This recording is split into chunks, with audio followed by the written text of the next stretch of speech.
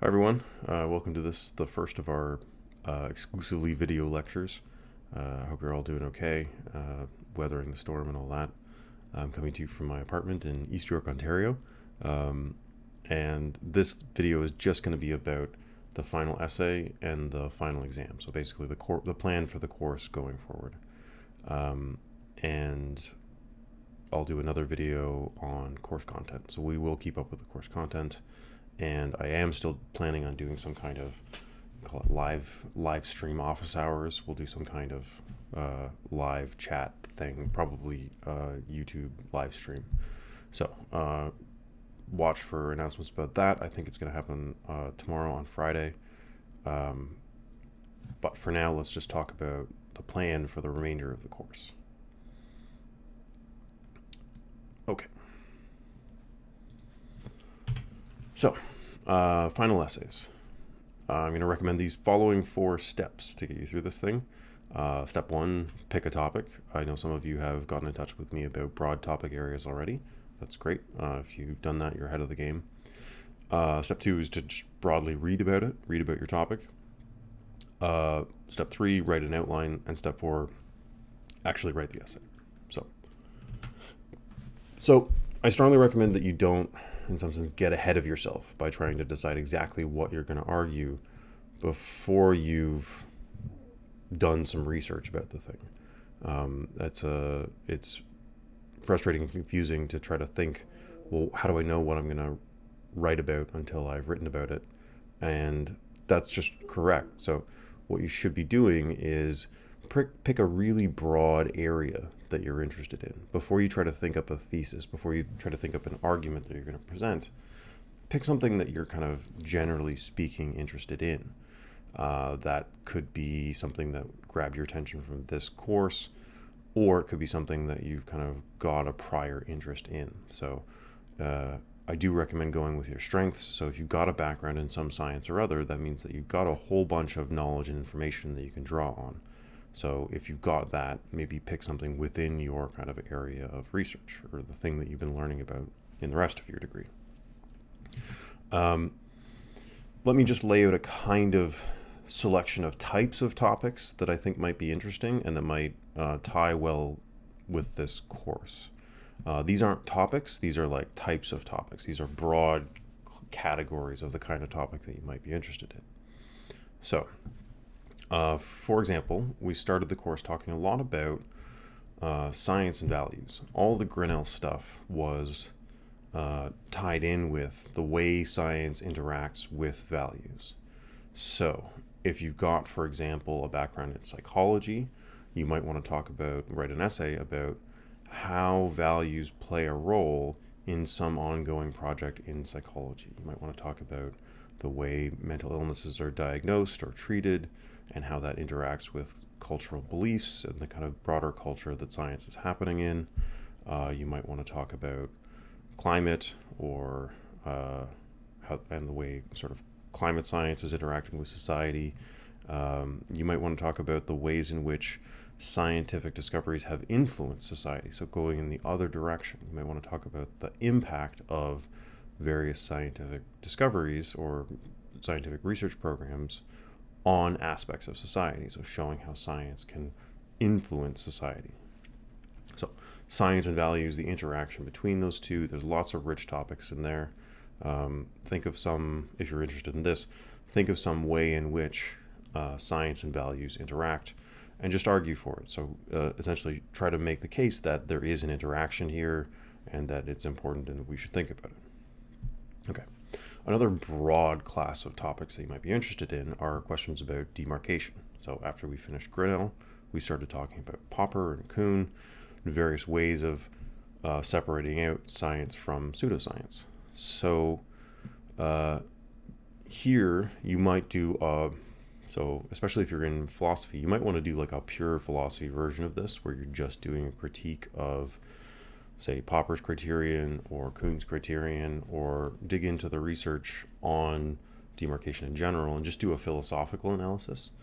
You can also do something more specific. So you can do something like looking at a specific research program or a specific field of science and talk about how demarcation works there. So you can do one of two different directions here again. You can say, look, here's this specific research program. We know that it's a good program, so it should count as science. However, given this demarcation criterion, say Popper's demarcation or Kuhn's, their criterion doesn't count it as science when it should, and that's bad for their criterion. So you can use facts from science to try to argue against a philosophical position.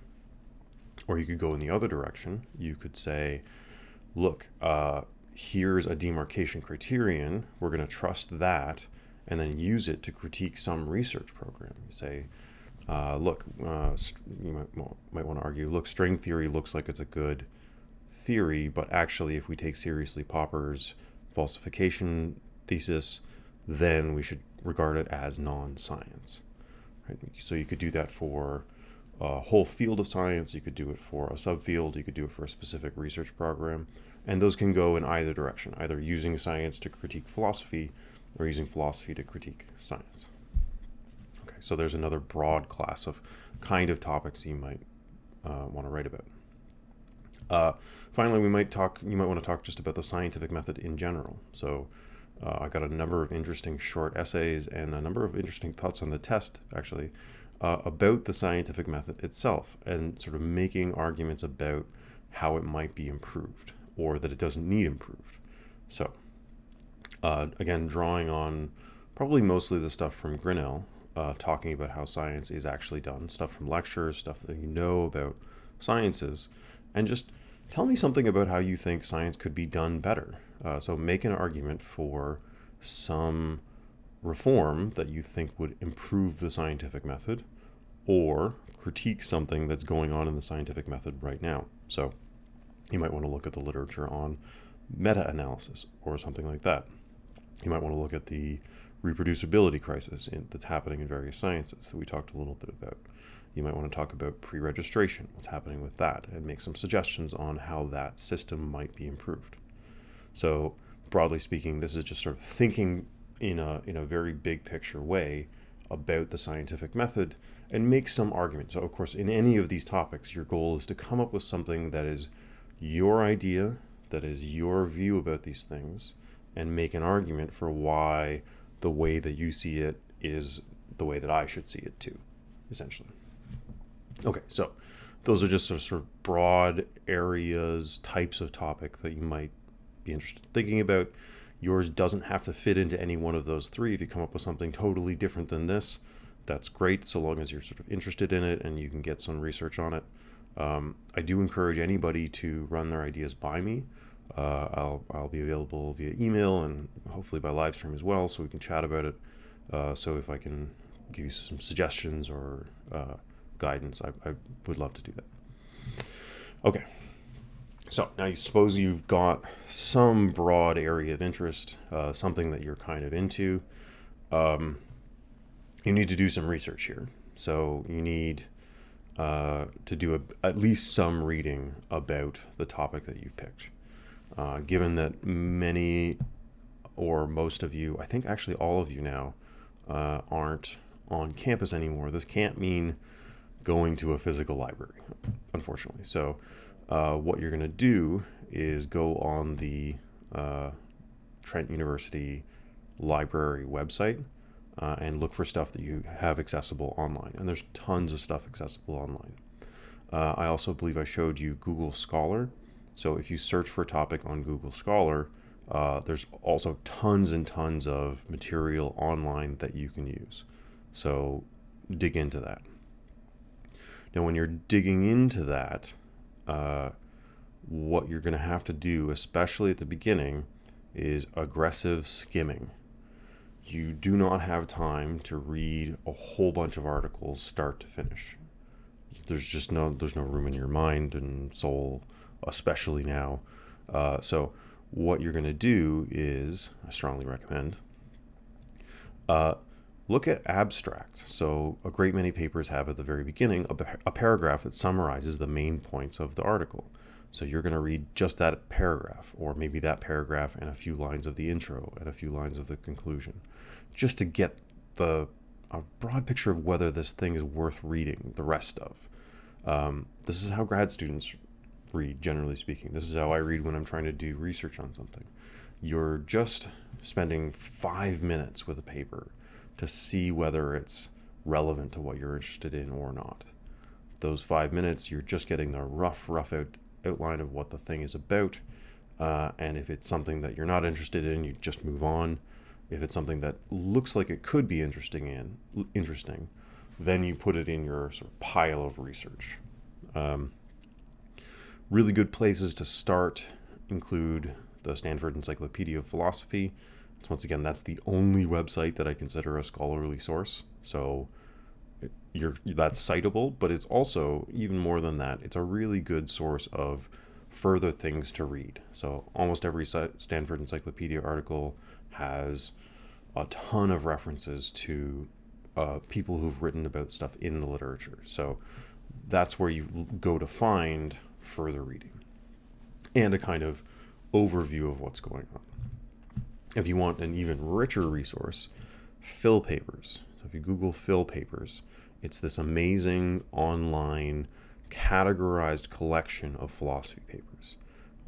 So for practically anything that you can think of in the wide world of philosophy, there's a nicely categorized collection of papers on it. And sometimes they're linked directly on Phil Papers. Sometimes you can just copy paste the title from Phil Papers to Google Scholar and find a version online. And sometimes you can do the same thing on the Trent University website. So check out Phil Papers if you want a ton of papers. And this is why I'm recommending aggressive skimming at this point. Probably there's way too much. So if you look at the list of things on your topic, there's a good chance that you'll feel completely overwhelmed. Like, oh, there's way too much. I can't possibly read this all. And that's right. You can't possibly read it all. Don't even try. Okay, so the strategy here is to pick a few papers. I believe I require 5 scholarly sources or something like that. Now, those are 5 scholarly sources that you're using in your paper. That means that you've probably looked at a lot more. So you're going to look at a whole bunch of sources, find that most of them aren't relevant, so you just immediately ignore them. There's going to be some smaller set that are sort of relevant, and in that smaller set, you're going to intensively read maybe 5 papers, something like that. Okay. And here's the strategy that I use when I'm doing research on something. This is what I recommend to you. While you're in that process of aggressive skimming, you should be making a collection of papers that looks like it could be a thing. You save it into a folder on your hard drive. And then I typically also have a Word document going at the same time. So when I put something in that folder, I start making some notes in the Word document about what made me think that might be useful or important. So the content of the paper.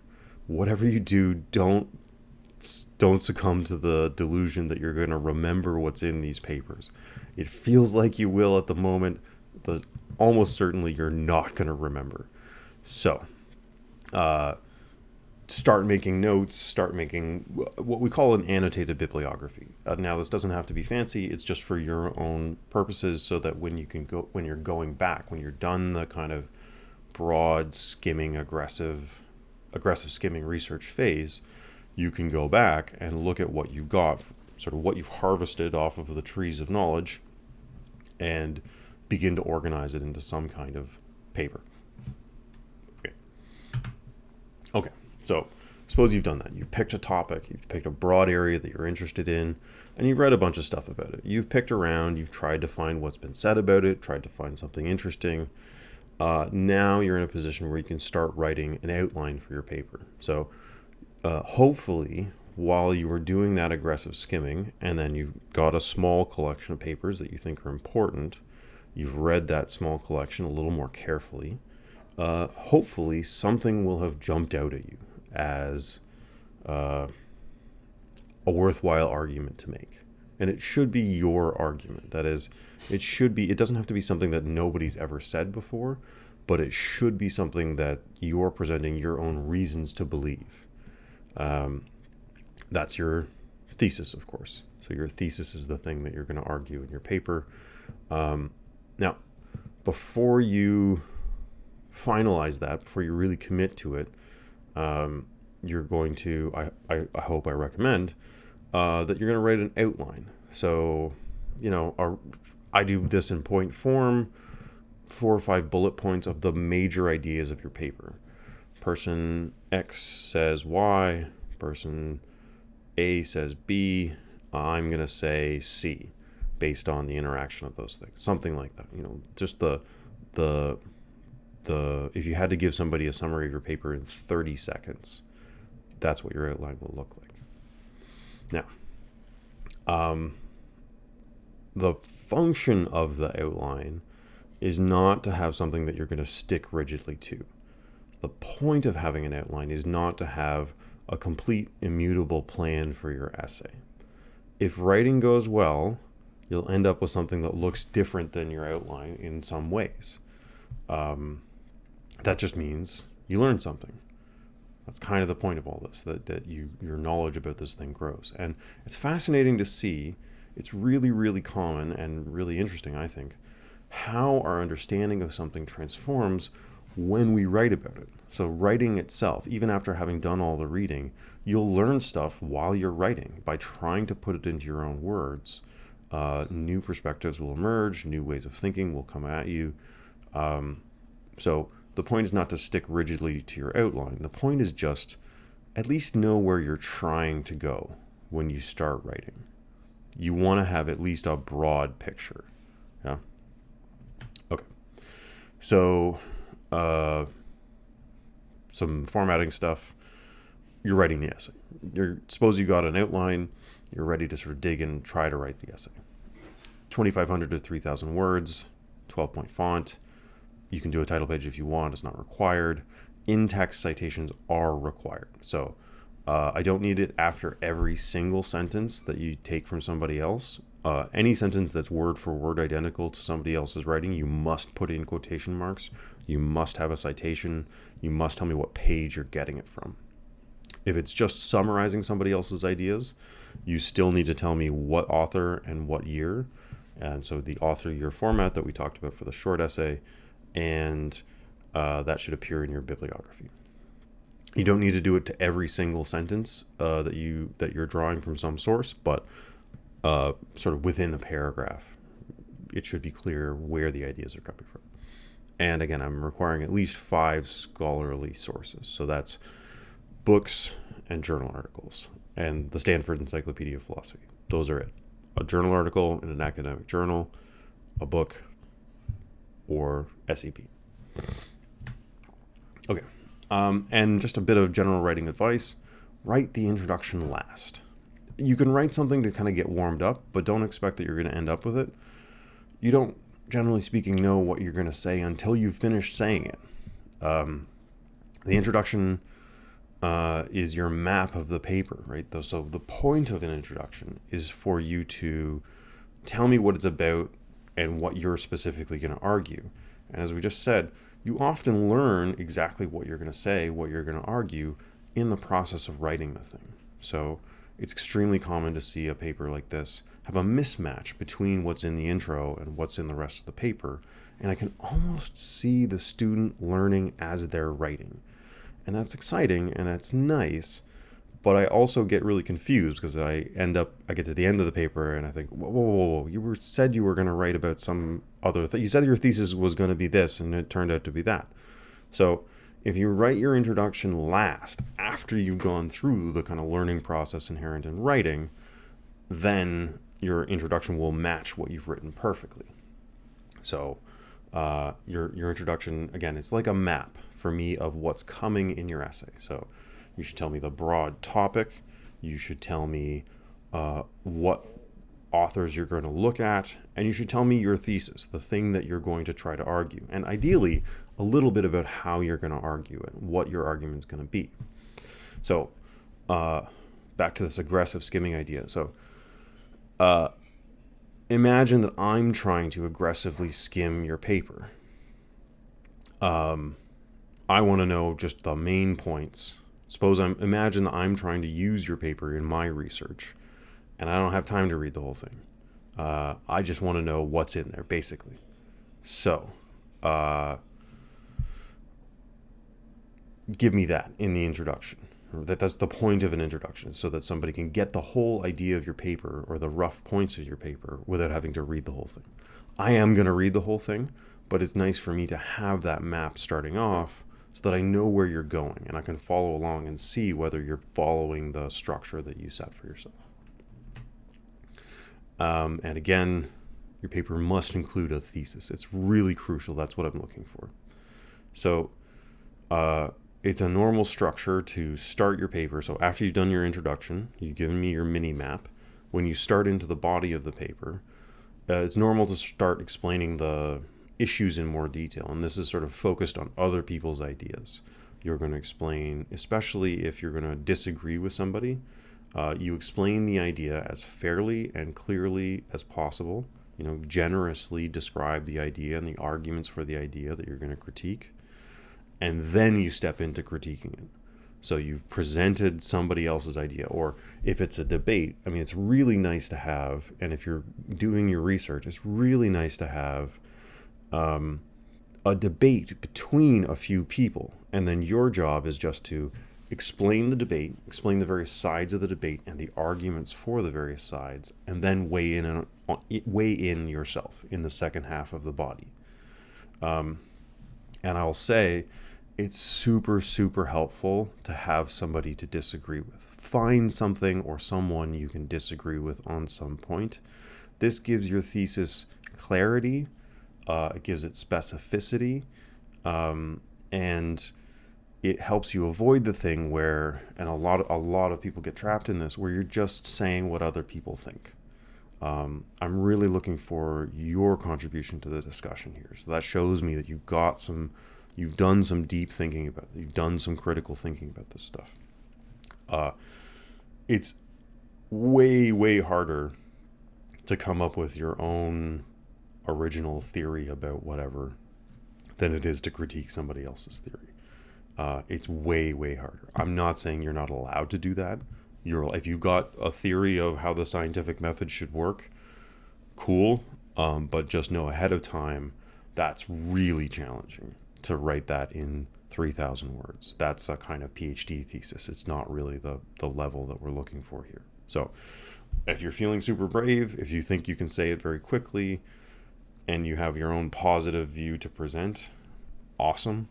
But I want to just warn you that suggest to you, explaining somebody's idea and then giving some reasons why it's not quite right is much more straightforward than trying to develop your own theory. So that's what I recommend. I recommend that when you're going through your aggressive skimming and then your more careful reading of your kind of curated list of papers, look for something you can disagree with. And that's especially easy if there's two people or groups of people disagreeing with each other already. It's like, I've got a disagreement. I see a disagreement here. And then you can just sort of adjudicate between the sides. You can say, well, these people make this good point and these people make this good point, but here's what we should ultimately conclude based on the arguments available. That's a nice, clear thesis. You're not trying to generate your own thing out of thin air kind of thing. And it makes sure that you're both saying your own thing and that your thing is grounded in some research that's come before you. Okay. So here's my recommended plan. If you need help at any of these stages, please get in touch. If the sort of suggestions for topics didn't grab you or weren't clear, I'm happy to help talk you through that. I'm happy to help guide you to some more resources. So I'll put some links up on Blackboard to places that I think are good search engines for finding stuff like this. If you need help outlining, we can talk it through. The writing the essay part, that's kind of on you, but I'm happy to answer questions or give you feedback as we go along with that stuff. Okay. So that's the final essay. It's just quickly before finishing talking about that, extensions are very available right now. very available. So if you need more time with this, just get in touch. You basically don't even need to tell me why you need an extension. Just tell me how long of an extension you think would be helpful, keeping in mind your other obligations. So there's two kind of constraints that I'm keeping in mind when I'm offering people extensions. One is that you don't want to create a big backlog for yourself later on. So if you're asking for an extension that puts your due date right in the middle of a whole bunch of other stuff that you need to do, that's bad for you. So I don't want you in that situation. You're the one who'll have to tell me when would be the most useful time for this to be due for you. And the other thing is just the purely official constraints of when I need to get final marks in. So I haven't got any clarification about whether that's going to be modified this semester. It's hard for me to imagine it staying the same as it usually is. So I think I will get more flexibility than usual on when I need to get final marks in. But it's certainly not going to be before the exam. And typically it's sort of a little bit after the exam that I need to get final marks in. So it would be nice if I could start marking some of these before the exam, but I think probably the due dates are going to be, for me, are going to be very flexible. So I'll have to update you on that as I get more information, but so far I strongly suspect that we'll all have enough flexibility to kind of get through this in a reasonable way. Okay, so and on the final exam, obviously we're not meeting up to do this in person, which kind of puts a different spin on how the final exam should be structured. A few of you have asked me about, so you've registered for more time to write your tests, and do you still get that time? I think that the way we should do this is to make it more like a take-home assignment than an exam. So it's not going to be just like a 3-hour window where you have to write this thing. I'll give you at least also, I'll post an assignment near the normal exam time, and you get at least a day, probably a few days to write this thing. Now that means that I can't structure it like the second test. I'm going to have to do it a little differently because the second test was testing whether you had in your head the basic course concepts. Now this is obviously going to be open book, so you're welcome to consult your notes, the lectures, the readings, all that stuff. So you've got access to all the information that I was testing whether you had fit in your head on the second test. So the exam is going to have to be structured a bit differently. It's going to have to be seeing whether you've got kind of in-depth understanding of this material. So I'm going to ask you some deeper questions, some broader questions, and you'll have a lot more time to think them through. So that's the plan so far for the exam. Expect something more like a take-home assignment, asking you broad questions about course content. Now, you're not going to have to come up with your own original ideas for the exam. Really, you're still going to just be summarizing stuff that we've talked about in class. Show me that you've been to class or at least been watching the videos and thinking about it and trying to understand it and doing the readings and that kind of thing. And if you can show me that, then that's great. That's what I'm looking for on this exam. I don't need you to come up with your own novel theory about whatever. The exam is really just testing absorption of course content. But it's going to be probably broader questions than the short answer, the first test. Okay. So that's the plan going forward. Yeah, please be in touch, and I will try to set up some kind of live chat in the next couple of days.